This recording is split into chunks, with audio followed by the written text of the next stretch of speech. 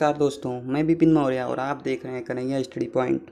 दोस्तों, आज के इस वीडियो में हम आईटीसी का यूनिट सेकेंड, जिसका नाम dynamics of control of electrical drive है, उसके टॉपिक को देखेंगे यानी उसका अध्ययन करेंगे। यह इस चैप्टर का फर्स्ट पार्ट होगा। सेकेंड पार्ट आपको कल या परसों में दिया जाएगा।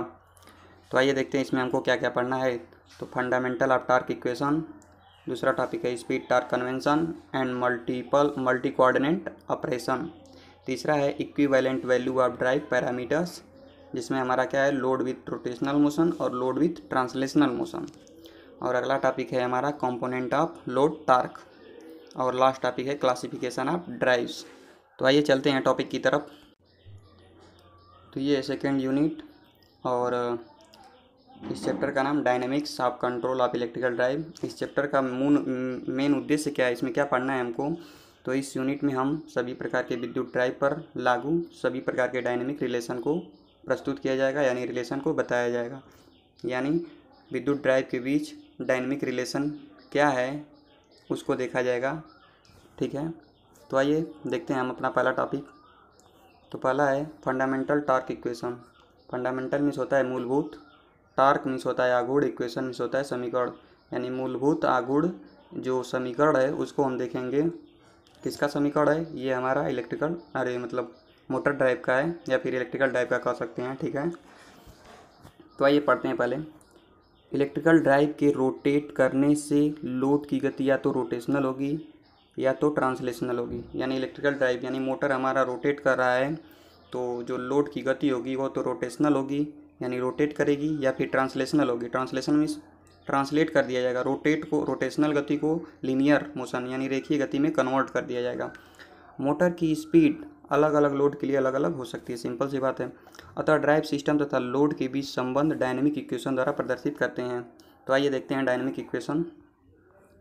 तो पहले चित्र को देख लेते हैं। तो ये हमारा मोटर है, ठीक है। तो टीएम क्या है? ये मोटर आघूर्ण है, ठीक है। टीएम मोटर आघूर्ण है। मोटर का आघूर्ण इस दिशा में लग रहा है। टार्क बोले तो टार्क बोलेंगे हम पूरे चैप्टर में, टार्क। और मोटर का जो टार्क होता है, मोटर का टार्क इस दिशा में लग रहा है, तो लोड का टार्क इसके विपरीत दिशा में लगेगा। ठीक, क्योंकि लोड टार्क मोटर टार्क के विपरीत दिशा में लगता है। ठीक है, इसको इस तरह समझ सकते हैं, जैसे कि मान लीजिए कोई भी लोड होता है तो वो जो मोटर टार्क होता है उसका अपोज करता है। अगर अपोज नहीं करता तो बिना ज़्यादा टार्क लगाए ही वो चल देता। लेकिन कहने का मतलब ये है, आप ये समझिए मोटर टार्क लोड टार्क का अपोज करता है। ठीक है, यानी उसके अपोजिट होता है। और ये ओमेगा एम जो है ये कोणीय वेग है, ठीक है, कोणीय वेग है। और जे हमारा क्या है? तो जे है मोटर लोड सिस्टम के शाफ्ट का moment of inertia. Motor load system के शाफ्ट का moment of inertia. Moment of inertia क्या होता है? इसको जे से डिनोट किया गया है, लेकिन कहीं कहीं आई से भी डिनोट किया जाता है। आई बराबर एम आर स्क्वायर होता है। एम आर स्क्वायर एम से हो गया किलोग्राम, आर से हो गया मीटर स्क्वायर। ये उसका मात्रक लिख दिया गया है। और ओमेगा एम यानी शाफ्ट का कोणीय गति। टी एम क्या है? मोटर टार्क है। और टी एल क्या है? लोड टार्क है। सिंपल सी बात, ठीक है। इसको टाउ भी लिखा जाता है, लेकिन यहाँ पर टी लिखा गया है, ठीक है। आगे देखते हैं। अतः फंडामेंटल टॉर्क इक्वेशन निम्न समीकरण द्वारा प्रदर्शित करते हैं। T G omega M. अब जी ओमेगा एम क्या है? D by D T. G omega M को बोलते हैं समय के सापेक्ष कोणीय वेग के परिवर्तन की दर। इसको आप इस तरह समझ सकते हैं, जैसे मान लीजिए टी एम यानी मोटर टार्क और टी एल यानी लोड टार्क। जितना मोटर से टार्क दिए उतना लोड टार्क को नहीं मिलता है। क्यों नहीं मिलता है? उसके बराबर क्यों नहीं होता है? क्योंकि जो शाफ्ट लगा होता है उस पर कुछ लगेगा, कुछ फ्रिक्शन लगेगा। तो इस यहीं पर T M minus T L equal to क्या लिख दिया गया है? D by D T J omega M. आगे देखते हैं T M minus T L. अब जे ओमेगा एम जो है इसको फर्स्ट इंटू सेकेंड, ठीक है, फर्स्ट इंटू सेकेंड, जो कि अवकलन का गुणनफल का रूल होता है। First D by D T second plus second D by D T first, इस पर तोड़ दिया गया है। तो ये आपका हो गया D by D T omega M plus omega M D by D T J. अब जे ये कांस्टेंट है, इसलिए ये वाला पद क्या हो जाएगा? जीरो हो जाएगा। अब आगे ये लिखा गया है अपान डी टी, ठीक है। और ये हमारा क्या है? ये हमारा डायनेमिक टार्क है। आगे देखते हैं, उपरोक्त संबंध से स्पष्ट है कि motor torque TM load torque ये है, ठीक है। टीएम मानी मोटर टार्क, टीएल मानी लोड टार्क और डायनेमिक टार्क क्या है, जे into D omega M upon D T. तो फंडामेंटल टार्क इक्वेशन ये हमें प्राप्त हो गया। अब उपरोक्त समीकरण के 3 कंडीशन बन सकते हैं, 3 कंडीशन बन ही सकते हैं। क्या क्या बन सकते हैं, जैसे कि देख लीजिए, T M greater than T L, यानी मोटर का टार्क अगर लोड टार्क से ज़्यादा हो, सिंपल सी बात है, अगर मोटर का टार्क ज़्यादा है लोड टार्क से तो स्पीड बढ़ेगी यानी एक्सेलरेशन होगा। सेकेंड है हमारा T M less than T L, अगर मोटर का टार्क लोड टार्क से कम हो रहा है तो स्पीड घटेगी यानी डिसलेरेशन होगा। और T M equals to T L, इसमें क्या होगा, इसमें कांस्टेंट स्पीड हो जाएगी, ना घटेगी ना बढ़ेगी, ठीक है। तो T M greater than T L first condition. तो इस कंडीशन में ड्राइव में एक्सीलरेशन होगा से अधिक हो रहा है, समझ में आ रहा है ना, क्यों हो रहा है, D omega M upon D T, ये हमारा क्या है, इसको आप कह सकते हैं ये डायनामिक टार्क जो है, डायनामिक टार्क अगर बढ़ रहा है तो एक्सीलरेशन होगा, डायनामिक टार्क अगर घट रहा है तो डिसलेरेशन होगा। अगर डायनामिक टार्क बराबर है यानी कांस्टेंट है तो वो एक तरह से कांस्टेंट स्पीड होगी, ये कंडीशन होगी टी एम बराबर टी एल में। अब टी एम बराबर टी एल में इनमें ना तो एक्सीलरेशन होगा ना ही डिसलेरेशन होगा, ड्राइव कांस्टेंट स्पीड से ही चलेगी। इसके लिए क्या होगा, D omega M upon D T equal to 0।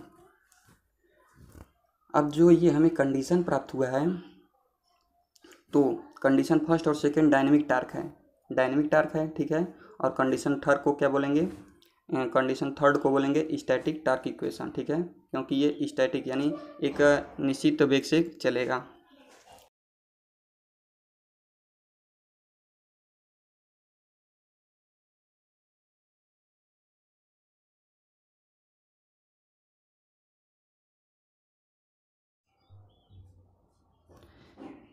Speed torque convention and multi quadrant operation, तो इसको हम समझते हैं स्पीड टार्क कन्वेंशन। तो एक बार पढ़ते हैं पहले।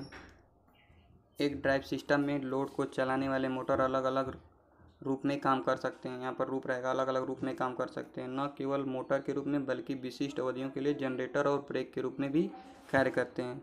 इसको अभी हम आगे देखेंगे और समझेंगे भी, ठीक है।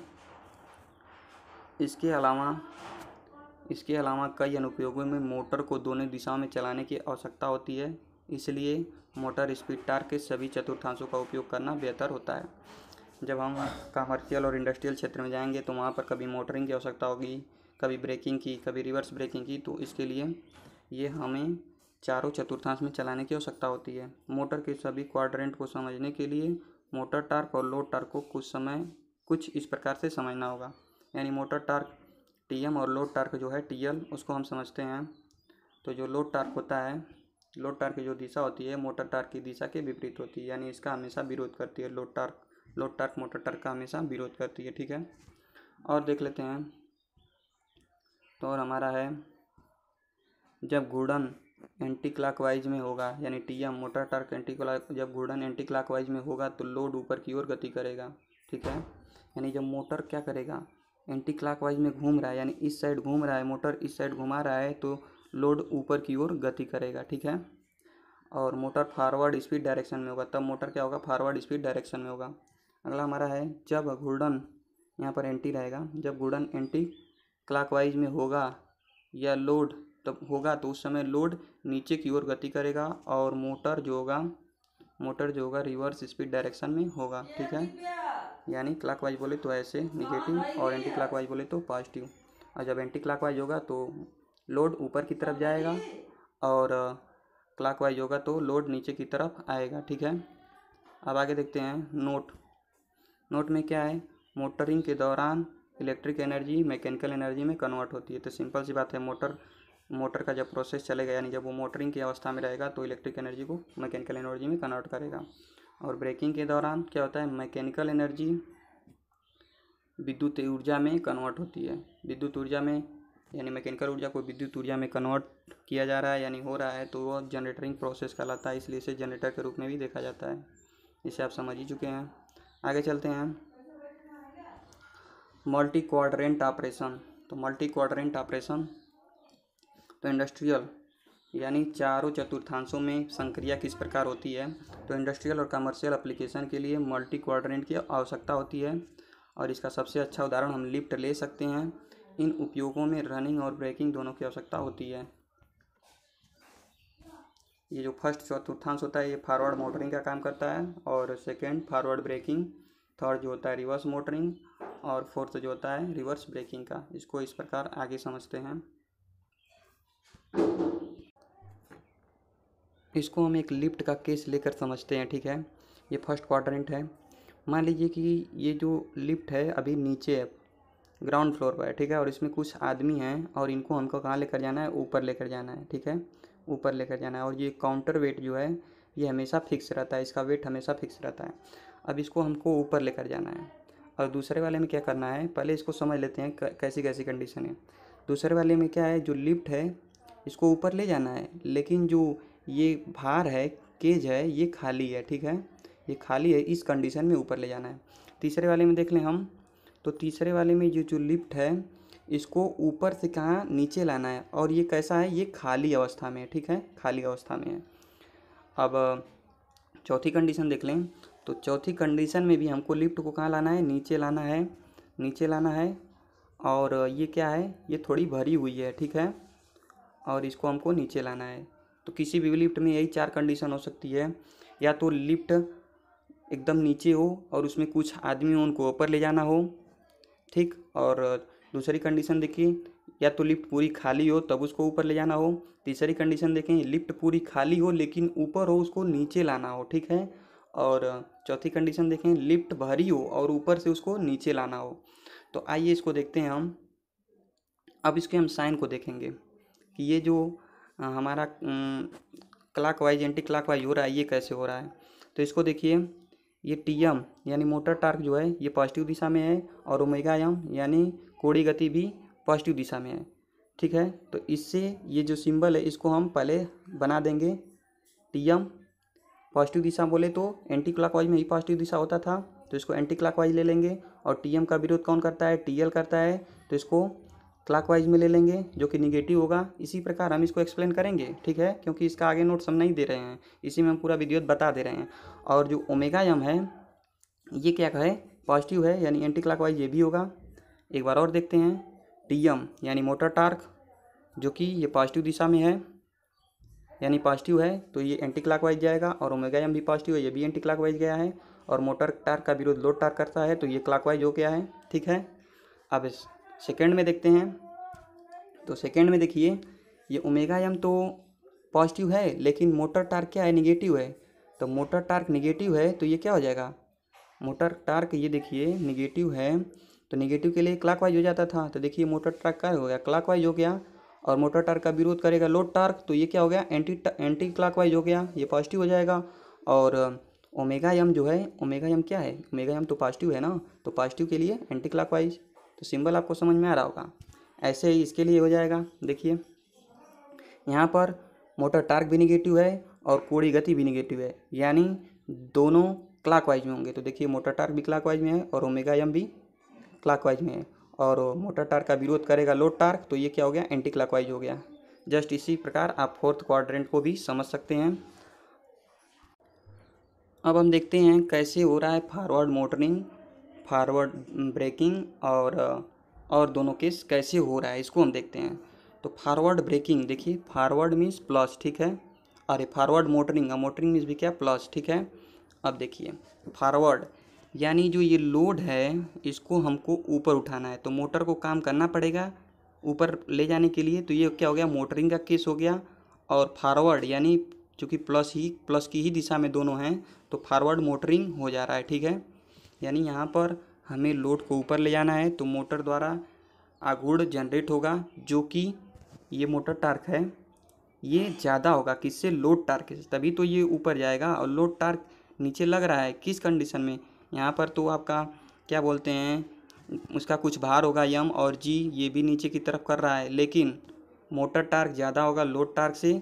और जिस कंडीशन में मोटर टार्क ज़्यादा होगा उसी की दिशा में हमारा कोणीय गति होगा। कोणीय गति की मतलब दोनों का अंतर करें तो जो ज़्यादा होगा उसी की दिशा में ये कोणीय गति होती है। तो पहला कंडीशन आपको समझ में आ गया। दूसरा देखते हैं फॉरवर्ड ब्रेकिंग। तो फॉरवर्ड ब्रेकिंग क्या है? अब देखिए फॉरवर्ड ब्रेकिंग, इसमें क्या हो रहा है, इसमें ब्रेक लगाना पड़ रहा है। क्यों? क्योंकि देखिए फॉरवर्ड है और ब्रेकिंग भी है। देखिए यहाँ पर हमारा जो केज है इसको कहाँ ले जाना है, ऊपर ले जाना है, और ये खाली है, ठीक है, और ये खाली है, और ये जो हमारा वेट है ये भारी है। अब ये भारी वेट है, इसका यम और जी मिलाएं तो ये ज़्यादा हो जाएगा और इसको ऊपर की तरफ खींचेगा, ठीक है, ऊपर की तरफ खींचेगा। इसके लिए मोटर को मोटरिंग ना करके उसको रिवर्स प्रोसेस में यानी ब्रेक लगाना पड़ेगा। इसको धीरे करने के लिए, नहीं तो टकरा जाएगा, तो ब्रेक लगाने की आवश्यकता होगी। इसलिए मोटर विपरीत दिशा में चलने लगता है, जनरेटर की भांति वर्क करने लगता है, ठीक है। तो फॉरवर्ड ब्रेकिंग को फॉरवर्ड जनरेटरिंग भी कहते हैं, ठीक है। अब आगे देखते हैं अगला जस्ट दोनों इसी प्रकार हो जाएगा, ठीक है। इसमें देखिए क्या हो रहा है, हमारा इम्पटी है और इसको नीचे लाना है, यानी हमारा लिफ्ट जो है खाली है, अब ऊपर से हमको नीचे लाना है। तो ऊपर से जब हमको नीचे लाना है तो इसमें मोटरिंग प्रक्रिया तो करनी ही पड़ेगी, क्योंकि इसका एमजी ज़्यादा है और इसका एमजी कम है। और जब इसको हम नीचे लाएंगे तो मोटर को कार्य करना पड़ेगा। तो मोटरिंग तो हो ही रहा है, लेकिन रिवर्स दिशा में हो रहा है, नीचे की तरफ हो रहा है, इसलिए इसको रिवर्स मोटरिंग नाम दिया गया है। और फोर्थ वाला देख लें, रिवर्स ब्रेकिंग। अब देखिए ब्रेकिंग की कंडीशन क्या करना है, अब ऊपर लिफ्ट भर के ये उसको हमको नीचे लाना है। तो जब हम नीचे ला रहे हैं तो इसका भार ज़्यादा है, और भार ज़्यादा है, इसको नीचे ला रहे हैं तो इसको टकराने की संभावना होगी। तो मोटर को क्या करना पड़ेगा, इसको विपरीत दिशा में चलाना होगा ना, जैसे कि एक तरह से इस दिशा में चलाना होगा। मोटर को चल भी रहा है इस दिशा में ताकि लोड नीचे आकर न टक्कर खाए, तो एक तरह से इस पर ब्रेक लगाना पड़ रहा है। तो ये क्या हो जा रहा है, रिवर्स ब्रेकिंग। आशा करता हूँ ये आपको समझ में आ गया होगा। और इसी प्रकार हम जिस तरह सीरियल वाइज बताएं उस तरह हम लिख सकते हैं। अगला टॉपिक है हमारा equivalent value of drive parameters. तो इसको देखते हैं। लोड के विभिन्न पार्ट को विभिन्न तंत्रों जैसे gear, V belt, crankshaft के माध्यम से जोड़ा जा सकता है, और इन भागों को अलग अलग गति और अलग अलग प्रकार की गतियाँ हो सकती हैं। यानी जो हमारा मोटर है, मोटर से हमको लोड जोड़ना है तो लोड को हम कई प्रकार से जोड़ सकते हैं। गियर के माध्यम से जोड़ सकते हैं, शाफ्ट के माध्यम से जोड़ सकते हैं, वी बोल्ट के माध्यम से जोड़ सकते हैं। और उनकी जो गति होगी दो ही प्रकार से हो सकती है, या तो रोटेशनल होगी या तो ट्रांसलेशनल, यानी रोटेशनल को कन्वर्ट करके लीनियर मोशन में कन्वर्ट किया जाए, ठीक है। तो पहले हम देखेंगे रोटेशनल मोशन, यानी लोड विथ रोटेशनल मोशन, भार के साथ रोटेशनल मोशन की गति देखेंगे। तो इसको देखते हैं। मोटर दो लोड को चला रहा है, जिसमें एक लोड सीधे शाफ्ट से जुड़ा है तथा दूसरा गियर से जुड़ा है, जिनमें खांचों की संख्या n और n1 है। ये देखिए मोटर है, ये Tm क्या है, मोटर टार्क है जो कि इस दिशा में लगेगा, ठीक है। और लोड टार्क क्या होगा, इसके विपरीत होगा, ओमेगा m कोणीय गति है, ठीक है। और n1 और n क्या है, ये खांचों की संख्या है। और देखिए हमारा J0, तो J0 बोलें तो J0 मोटर और लोड, TL0 जो कि एक ही शाफ्ट से जुड़े हैं, पोलर मोमेंट ऑफ इनर्शिया, यानी मोमेंट ऑफ इनर्शिया है यहाँ से यहाँ तक का, ठीक है। और J1 क्या है, ये भी मोमेंट ऑफ इनर्शिया है। तो फिगर आपको समझ में आ गया। और ये क्या है, गियर है हमारा। अब देखिए देख लीजिए J1 क्या है, लोड TL1 के शाफ्ट का मोमेंट ऑफ इनर्शिया है। ओमेगा एम क्या है, ओमेगा एम समझ ही रहे हैं कि ओमेगा एम कोणीय गति है। और TL क्या है, तो TL क्या है, संपूर्ण लोड ड्राइव का टार्क, यानी जितना टोटल टार्क लग रहा है वो TL है, TL से डिनोट करेंगे। और TL0 जो है मोटर से जुड़े लोड का टार्क है, और TL1 गियर से जो जुड़ा टार्क है उसका है, ठीक है। ये गियर से जुड़े टार्क का है और ये लोड से जुड़े टार्क का TL0 है। और संपूर्ण टार्क यहाँ TM को यहाँ TL ले लें तो संपूर्ण टार्क TL है, ठीक है। अब देखते हैं, यदि गियर टूथ रेशियो को omega M1 upon omega M equal to N1 upon N कर दें, बराबर एक कांस्टेंट A1 मान लें, तो ओमेगा M1 बराबर A1 ओमेगा M हो जाएगा, ठीक है। अब देखिए यदि ट्रांसमिशन में हानियाँ नगण्य, और ट्रांसमिशन मतलब ये जो प्रक्रिया हो रही है मोटर से लेकर लोड तक की अगर उसमें हानियाँ कम हों तो इनकी गतिज ऊर्जाएँ बराबर होंगी। यानी जो मोटर की जो गतिज ऊर्जा वहाँ पर जो है टोटल गतिज ऊर्जा हमारे लोड टार्क और जो गियर के साथ जुड़ा है उस लोड टार्क के योग के बराबर होगी। तो उसी को लिखा गया है यहाँ पे। गतिज ऊर्जा क्या होता है, हाफ एम बी स्क्वायर होता है, लेकिन कोणीय गति में क्या हो जाएगा, half J omega M square, ये टोटल हो गया, और फिर half J not omega M square, ठीक है, और half J one omega M square, total क्रमशः उनका लिख दिया गया है। और फिर इसमें हाफ को कॉमन ले लेंगे जो कि कट हो जाएगा। फिर आगे ओमेगा एम वन को अभी पीछे ऊपर निकला है, ठीक है, ये जो है ओमेगा एम वन ऊपर निकला है ए वन ओमेगा एम, ठीक है, उसको लिख लेंगे। अब यहाँ से ओमेगा एम स्क्वायर कॉमन ले लेंगे जो कि कट जाएगा और बचेगा हमारा जे बराबर J not J one into A one का स्क्वायर। इसको हम समीकरण 2 मान लेते हैं और ये जो प्राप्त हुआ है 1 से प्राप्त हुआ है, ठीक है, समीकरण 1 ऊपर है। इसी प्रकार यदि ड्राइव के साथ अन्य लोड हों जिनका moment of inertia J1 J2 J3 dot dot Jm हो तथा gear ratio A1 A2 A3 dot dot Am हो तो इसको हम ऐसे लिख सकते हैं, J बराबर अगर अधिक हैं तो उसी अनुसार लिख सकते हैं, J बराबर J not plus J1 into A1 square plus J2 into A2 का square plus dot dot dot Jm Am square. इसको समीकरण 3 दे देते हैं। और अब इनका अगर पावर P मान लिया जाए, ठीक है, देख लेते हैं इसको भी। माना कि लोड व मोटर पर पावर एक समान है, यदि पावर एक समान मान लिया जाए लोड और मोटर पर, और यदि गियर में ट्रांसमिशन एफिशिएंसी जीटा हो, ठीक है, तो ये हमें इक्वेशन प्राप्त हो जाएगा। क्योंकि P बराबर क्या होता है, टार्क इंटू एंगुलर वेलोसिटी होती है, तो P टार्क क्या हो जाएगा टोटल TL, और एंगुलर वेलोसिटी क्या हो जाएगा टोटल ओमेगा एम, तो ये हो जाएगा TL not into omega M plus TL one omega M one upon ये जीटा इफिशियंसी हो गई। और ओमेगा एम वन को अभी ऊपर निकाला गया है, क्यों इसको कन्वर्ट किया जा रहा है, क्योंकि जो एक समान की वैल्यू हो जाएंगी तो ये कट जाएंगी, तो ओमेगा एम वन को लिख दिया जाएगा A1 ओमेगा एम, और ओमेगा एम कॉमन लेकर कैंसिल हो जाएगा और ये हमें समीकरण प्राप्त हो जाएगा, ठीक है। अगर यहाँ पर TL क्या है, TL आपका टोटल इक्विवेलेंट टार्क है, यानी संपूर्ण जो टार्क है TL है। और इसी प्रकार यदि यम लोड हों, यानी लोडों की संख्या बढ़ा दी जाए और जिनके टार्क क्या हों TL1 TL2 TL3 जैसे ऊपर किया गया है, और इनमें gear ratio A1 A2 A3 हो जाए तथा इनकी efficiency zeta 1 zeta 2 dot dot dot M हो जाए, तो इसको भी इसी तरह फैला सकते हैं, यानी विस्तार कर सकते हैं। तो वही यहाँ पर किया गया है, ठीक है। अब अगला देखते हैं, लोड विथ ट्रांसलेशनल मोशन, यानी लोड है ट्रांसलेशनल मोशन के साथ, यानी क्या किया जा रहा है, रोटेशनल मोशन को लीनियर मोशन में कन्वर्ट किया जा रहा है। यहाँ पर देखिए मोटर है, मोटर टार्क इधर लगेगा और लोड टार्क इस दिशा में, और ओमेगा एम क्या आ गया, कोणीय गति हो गई। अब ये देखिए rotational to linear motion transmission है, ये रोटेशनल को लीनियर में कन्वर्ट कर रहा है। जैसे ये केस ले सकते हैं आप देखे होंगे जहाँ पर किरान उड़ान होता है, उस केस में इसको ले सकते हैं, ठीक है, यानी उसका एग्जाम्पल ले सकते हैं। तो यम मास मान लेते हैं, यम है और फोर्स F है, तो और भी नीचे वेग लग रहा है, mg नीचे काम करेगा ही। आगे देखते हैं, इसको एक बार पढ़ते चले जाते हैं फिर समझा देते हैं। माना कि एक मोटर ड्राइव में 2 लोड से जुड़ा है और एक लोड मोटर ड्राइव से शाफ्ट द्वारा तथा दूसरा ट्रांसमिशन सिस्टम, एक शाफ्ट द्वारा जुड़ा था लोड और एक ट्रांसमिशन सिस्टम जो कि एंगुलर रोटेशनल को लीनियर में कन्वर्ट कर रहा था, जो कि रोटेशनल को लीनियर में कन्वर्ट कर देता है। यदि जे नॉट मोटर और लोड जो एक ही शाफ्ट से जुड़े हैं का मोमेंट ऑफ इनर्शिया हो तो शाफ्ट का कोणीय वेग ओमेगा एम होगा, ठीक है। और माना कि ट्रांसलेशनल मोशन से जुड़े लोड का मास m1, यही चित्र को बताया गया इसमें, m1 तथा फोर्स F1 है, वेग v1 है। यदि ट्रांसमिशन लॉसेज नगण्य हो तो सिस्टम की गतिज ऊर्जा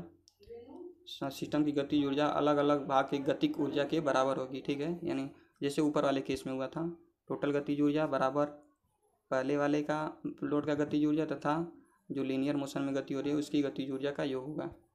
अब देखिए कोणीय गति में तो जे ओमेगा एम स्क्वायर हो जाएगा, लेकिन रेखीय गति में आएंगे तो इसका होता है हाफ एम बी स्क्वायर, तो यहाँ पर M1 V1 का स्क्वायर लिख दिया गया है, तो क्या हो जाएगा half J omega M square equal to half J not omega M square plus half M1 V1 का स्क्वायर।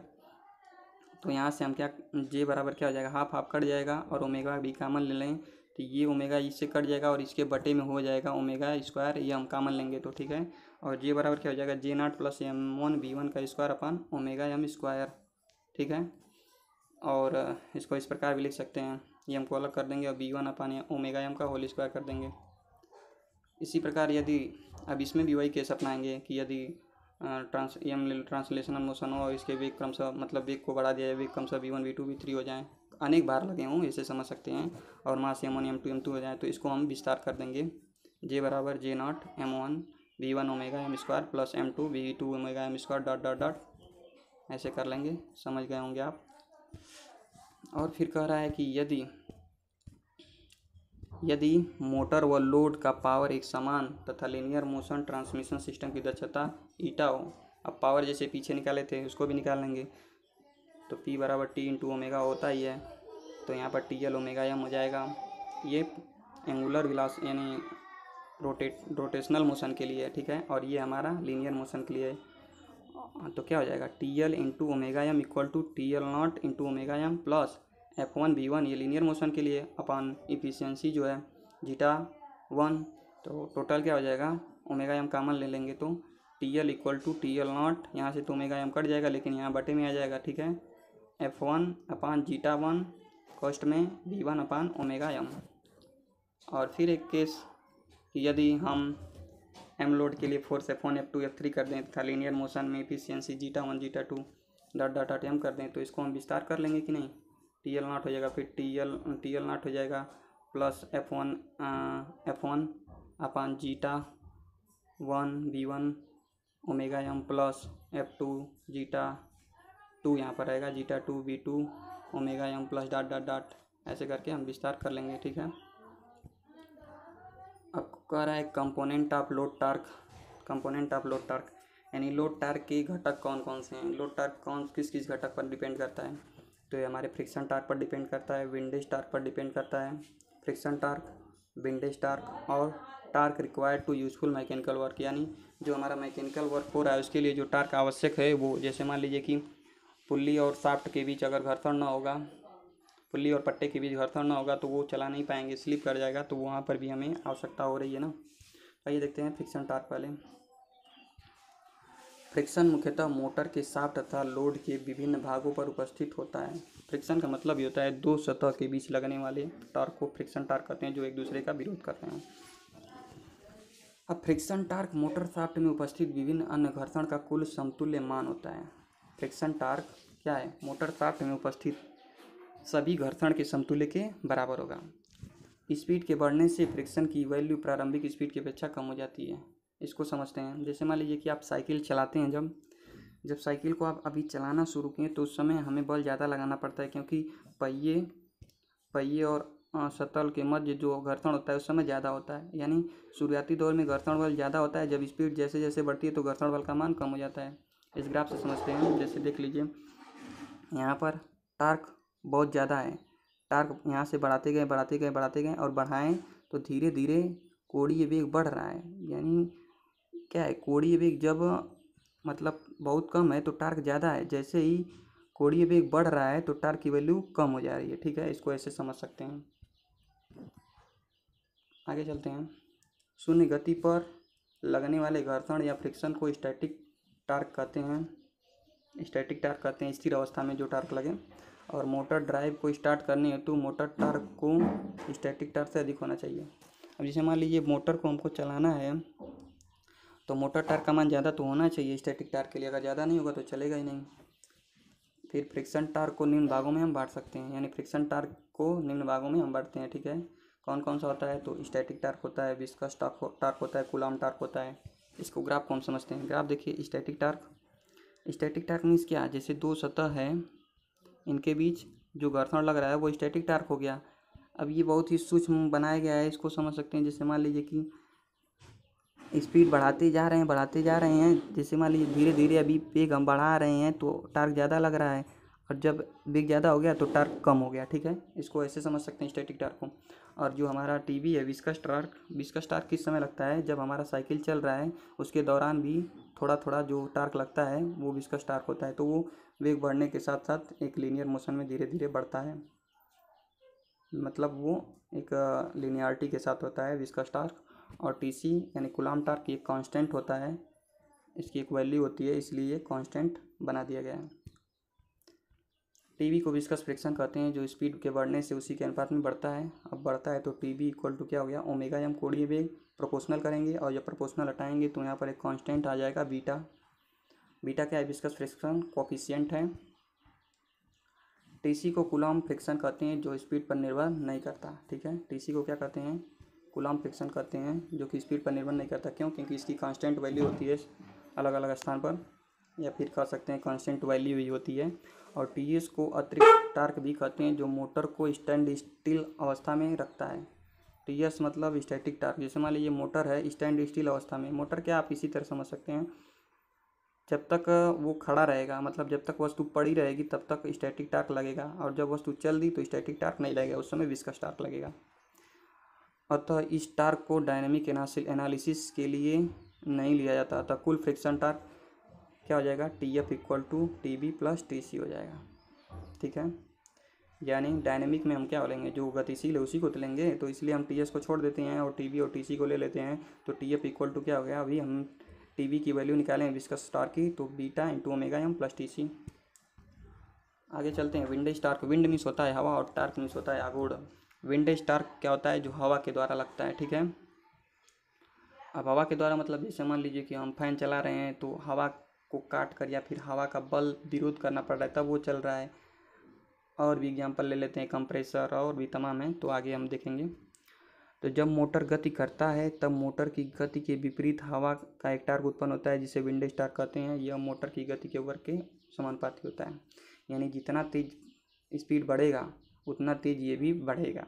जैसे मान लीजिए मोटर, क्या आप साइकिल चला रहे हैं, साइकिल या फिर कोई ऐसा ले लीजिए जिस पे हवा का प्रेशर पड़े, हाँ साइकिल ले लीजिए, जितना तेज़ आप चलाएंगे हवा का सामना उतना तेज़ी से आपको करना पड़ेगा। अगर हवाएं उस समय चल रही हैं तो और तेज़ी से करना पड़ेगा। तो इसको आप समझ सकते हैं, ओमेगा एम स्क्वायर कॉन्स्टेंट हटाएँ, प्रोपोर्शनल हटाएंगे तो एक सी आ जाएगा, जो कि विंडेज टार्क के लिए नियतांक है।